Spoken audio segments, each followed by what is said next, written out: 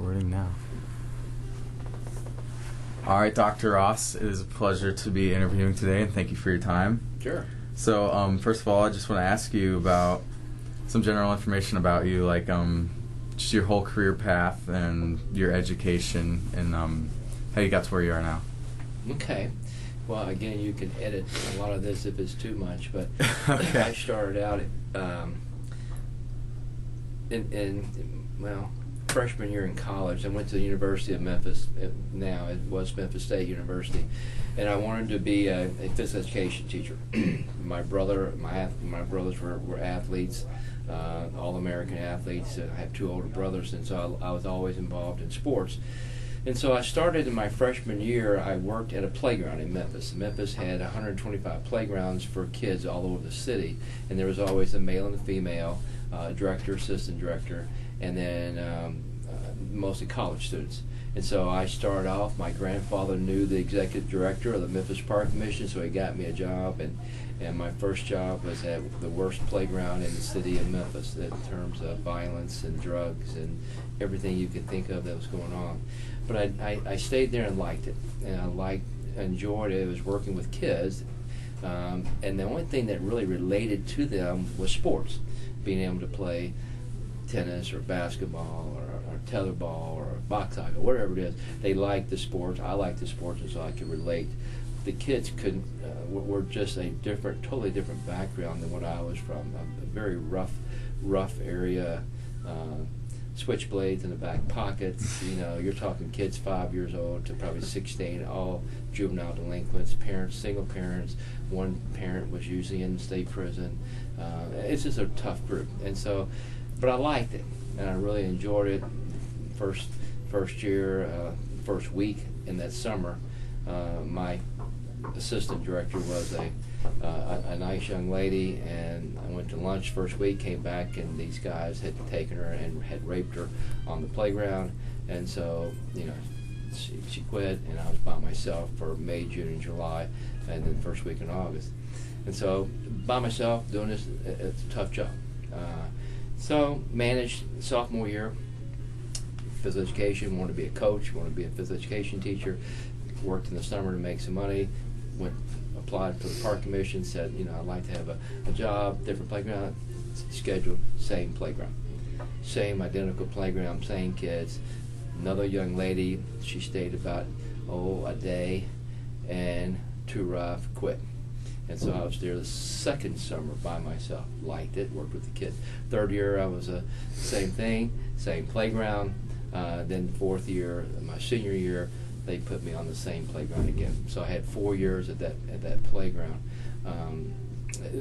Eye-opening experience. Really loved what I was doing, working with kids in a recreational environment. But I was getting a degree in physical education to be a coach and physical education teacher. So I graduated Memphis State. I ended up doing my student teaching, similar to what you guys want to do with your internship. I was assigned the worst junior high school in the city of Memphis.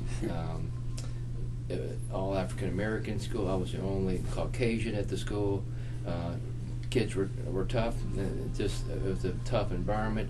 My supervising teacher first week was a coach and a history teacher, and I was in his history class in the back of the room observing. That was my minor. And bell rang. We went to lunch. Came back, and the coach wasn't there. What happened? The coach had raped a girl after class in the classroom, and so he was fired on the spot. And so I was by myself. My supervisor said, "You have a choice. You can either we'll put you in another school, but we're going to run out of. We don't have time to do that. You have to wait another semester, or you can stay here by yourself." And so I had just got married at 21, and couldn't wait another semester, so I did it. And so I was there by myself as a student teacher, coach, physical education teacher. Tough environment.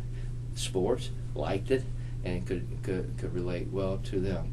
And so kind of gives you a little bit of background. I did graduate. I did get a job teaching and coaching in a small school system in Missouri. When I left there, girls, athletic director, girls sports, outstanding girls. They were farm girls, never played sports. Back then they didn't have girls sports. It was just starting to evolve. Great group of girls, freshmen, outstanding athletes. Just didn't know the game, didn't know how to play structured ball, but I was asked to be the coach, and girls were outstanding. And so we won the sectional, the regional, went to the state in softball. First time this little town had ever gone to the state. Girls lost, but these girls had never even stayed in a hotel before. They had never gone out in their little community of 700 people. Played basketball, same girls, outstanding.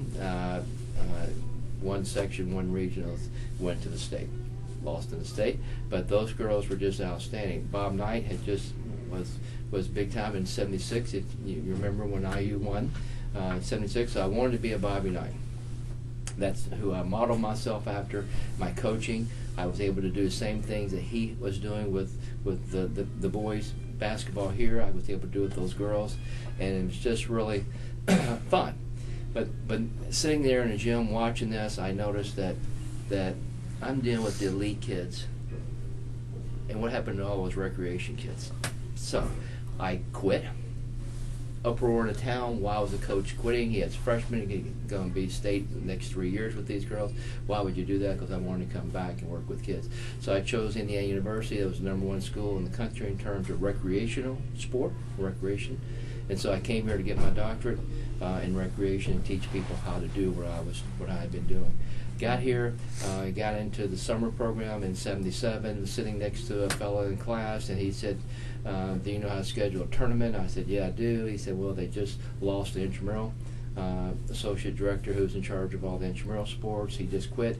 Why don't you go talk to the director? You might be able to get on as a graduate student working with that. So I went up there, was hired in '78, and started and worked '78, '79, '80, graduated my doctorate in '80, and had just a lifetime experience working with intramural sports from those 3 years. In charge of one of the largest intramural programs in the country. 500 basketball teams, 450 volleyball, 400 soccer. Just a huge program. About 250 student officials, about 50 supervisors. Just a huge program. I never worked with Greek system. Had to learn the Greek letters. All that stuff was new to me. I never played intramurals at Memphis State, and so it was just a lot of fun. Working a lot of hours, worked 70 hours a week, but just really enjoyed it while I was going through my doctoral program. And I also got my master's degree at Memphis State when I was there, bachelor's and the master's. So I graduated in '80, wanted to be a teacher. I was going to be a higher education teacher. Left IU here, went down and got a job at University of Southern Mississippi, was teaching in recreation, and got there about a month into it. I said, this is not what I really wanted to do compared to IU. The boss here at IU in Rec Sports said, we'd like to have you back. The person that we hired was not what we thought, and we would like to have you back. I said, sure. So I came back in 9 months in '81 and was hired as the associate director of intramural sports, and there was associate director for informal club and aquatics and those things, and then there was the director. And so I worked there till '93 as the associate director, and then in '93 a full-time position in academics and recreation for a professor in rec sports. And so I took it, and so I've been there since '91, 2014.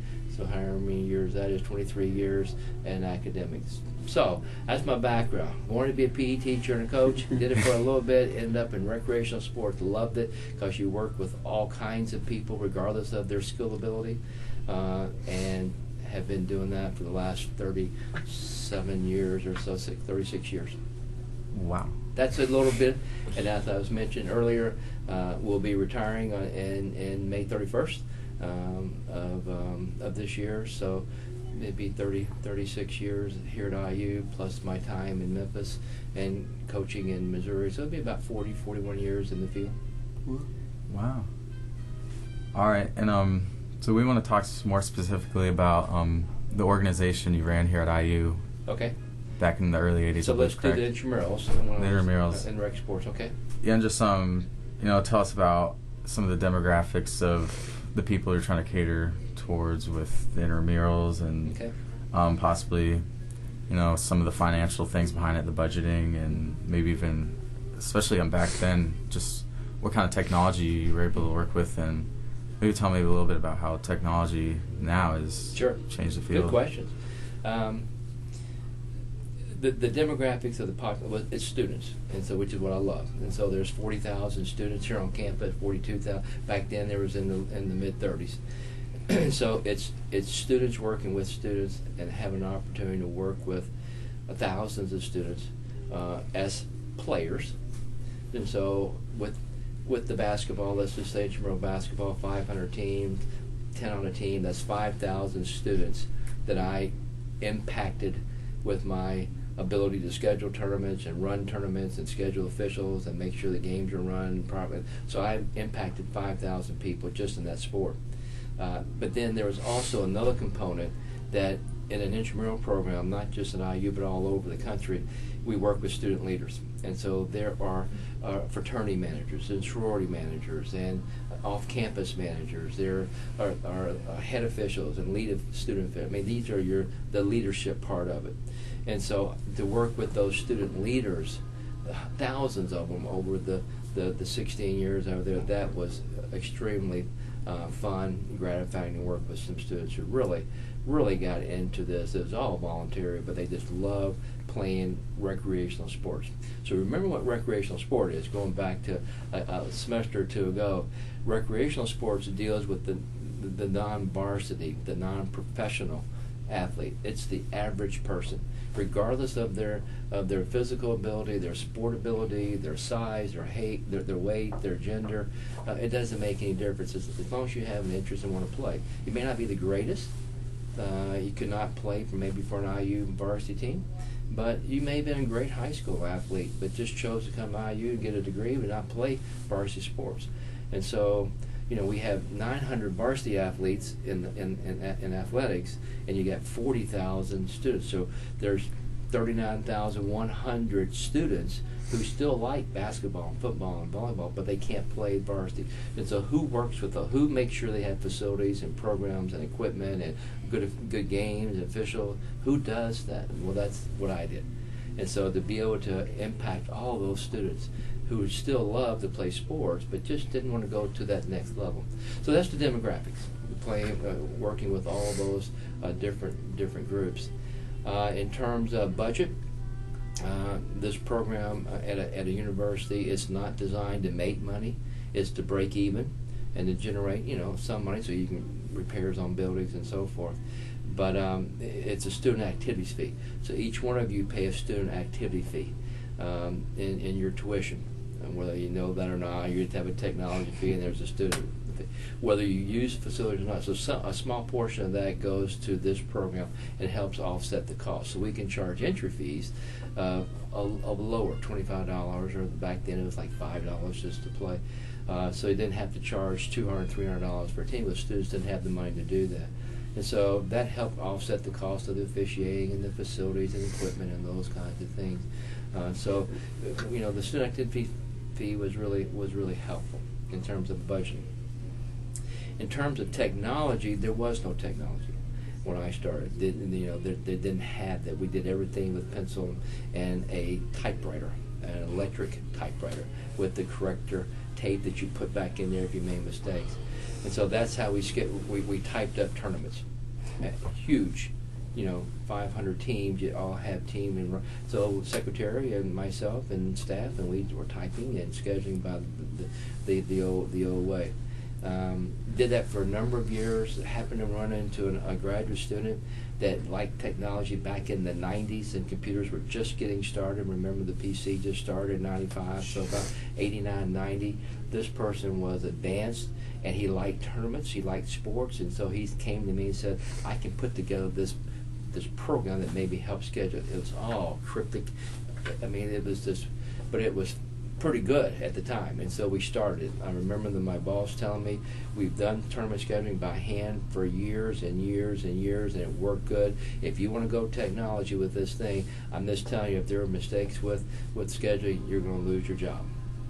So do you still want to do it? I said, absolutely. We got to do this. This is crazy. So we did it, and it worked fine, and it really advanced us. And we were one of the first universities in the country that were doing computerized tournament scheduling with this individual that I had. And so that started us, and then we've always been involved in technology since that day, and I was kind of put in charge of the technology when I was there. And I mean, you look at today, rec sports today in 2014, what they have, and light years difference in terms of what we were doing and what they currently do now. They really have embraced technology in that. So technology has changed tremendously. Budget hasn't changed, has increased as well. I was on the design team back in those years. We had Wildermuth. We had the Hyperbuilder. That's all we had. And so I was fortunate enough that one of my jobs was working with the director and myself and two architects from IU campus, two architects from Indianapolis, and two architects from a New Jersey firm. We designed the SRSC. And so it was a vacant piece of land, and this team of us were able to put together the SRC, what you now are using. So that was, back then, that was new. I mean, it was huge. It was going to get students, had to pay for it, and we took us 8 years to convince the students from 82 to 90 to pay for this building, that you needed it. We had to have it on this campus, and they finally, the student IUSA president finally endorsed it in 90, and we got the money. And so the director and myself, when you look at the facility, the rooms, the weight room, the fitness area, those are the things that we designed. And then the architect team put in all the cutesy things. But that was fun. I mean, I'd never done that before. Learned a lot, made some mistakes, made some pretty good decisions.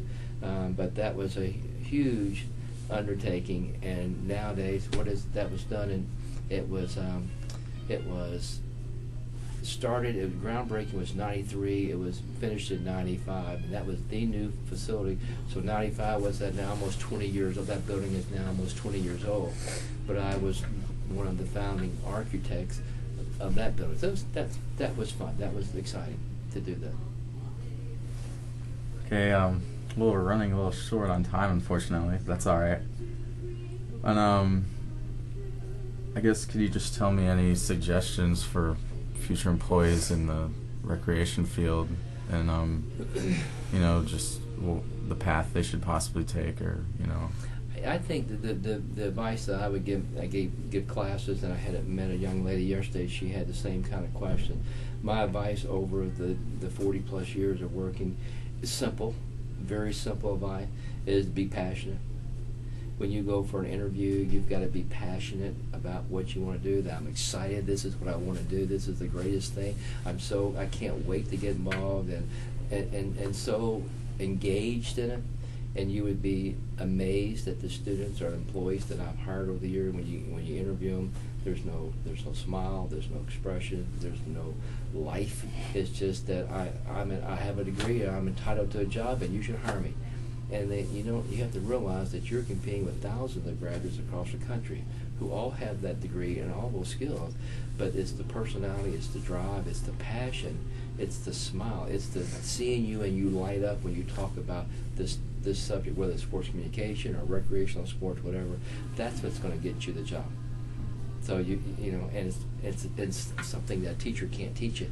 It has to come from you, that this is what I want to do. I'm so excited about doing this, and it shows in an interview, and you're going to rise to the top. All right. I think that is about it for us. We're right out of time. Dr. Ross, No problem. we are at 19 minutes flat. Well, And I'm going to stop this now. and in almost all the things we do in recreation, you're talking about a vertical, the tall. So tall surgery. So you have a director, 2 associates, 4 assistants, bunch of coordinators. So it's that tall, that vertical organization. You don't see very many horizontal or flat in our field. Some small agencies. Now, some of our students do graduate and go into a little small Parks and Recreation Department, county parks, right? 2 people. There's a director and assistant director, and they do all of stuff, and sports and cultural things and everything. That's a flat. And so you have just a few people, and it's just flat line. in what we do in a college, university, or in any kind of sport, it's going to be that vertical. You're going to have director, associate, assistant, coordinator. Yeah. Good answer. Thank you. The intramural part anymore, but in terms of goals in the faculty.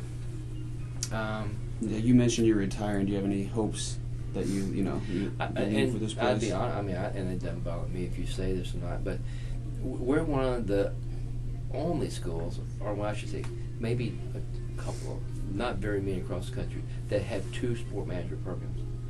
We have a recreational sport management program, and we have a kinesiology sport marketing and management program. There's 2 programs. You deal with the professional side, the entertainment, the business side of sport. We deal with the participatory side, mass participating, getting thousands of people playing. You're involved with Peyton Manning and getting 100 football players on the Broncos or Colts, right? But your job is to get people into those stands for Earthside to make money. It's a business. It's an entrepreneurial business thing. We don't care about money. We don't care about those. We care about getting people not in the stands but into the field. Well, so there's 2 different programs. Most around the country, you'll see it in one. It's one program called sport management or sport administration, whatever you want to call it. And then they have different feeders. If you want to go professional, go this way. If you want to go recreational, but there's one program. And that's, I think, what we should have here. We should have one program. Everybody's confused.